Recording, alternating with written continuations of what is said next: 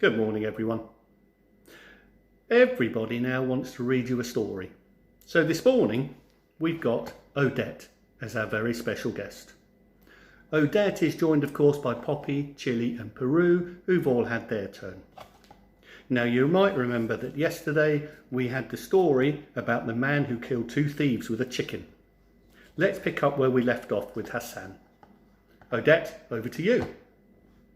When he finished the story, Hassan grinned at the others. Imagine killing two thieves with a chicken! Maybe it was the way he told his story, but no one else seemed to think it was quite as funny as he did.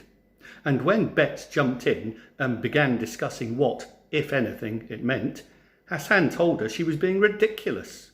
But Bets was keen to find a meaning, if only to impress the story giant.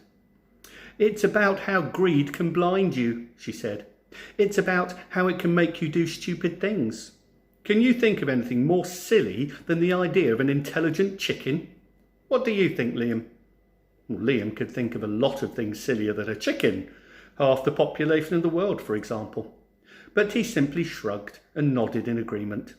If anyone other than Bets had asked him, he would have said he couldn't care less. But he liked the way Bets looked. See, Liam agrees with me, said Bets. But Hassan was insulted that his story had not gone down as well as he had hoped, and as soon a squabble had broken out between him and Bets. Liam watched them, saying nothing. Dressed in black jeans and a white t-shirt, over which she wore a bottle green jacket, Bets was exactly how he imagined Americans should look. But perhaps she wasn't so cool after all, he thought. He couldn't see the point in her arguing with Hassan, who was so much younger than her. The giant couldn't see the point of them arguing either. Stop standing on each other's tongues, he admonished. That's the way wars begin. How wars begin.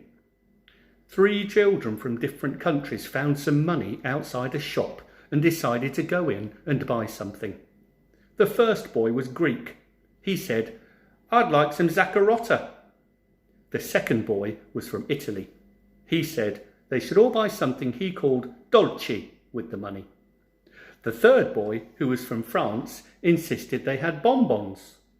Within minutes, they'd started to fight. From being the best of friends, they'd suddenly become the bitterest of enemies. They were squabbling and pushing one another all over the shop and arguing about what to spend the money on. When the shopkeeper finally separated them, he put a bag of sweets on the counter and said, "Next time, before you start fighting, I suggest you find out what it is you're fighting over first." "Is that it?" asked Hassan. "The whole story? I don't understand it."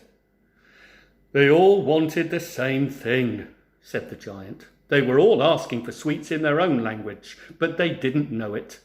Most stories are to do with conflicts of one kind or another," he explained. "Whether it's a conflict between armies or children in a sweet shop, or even between our own emotions.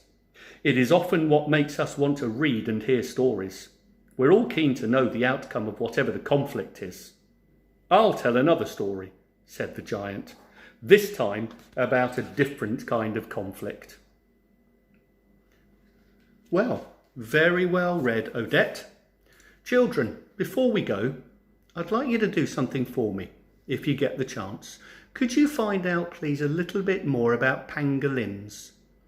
Some of you know, that's one of my favourite animals. Pangolins.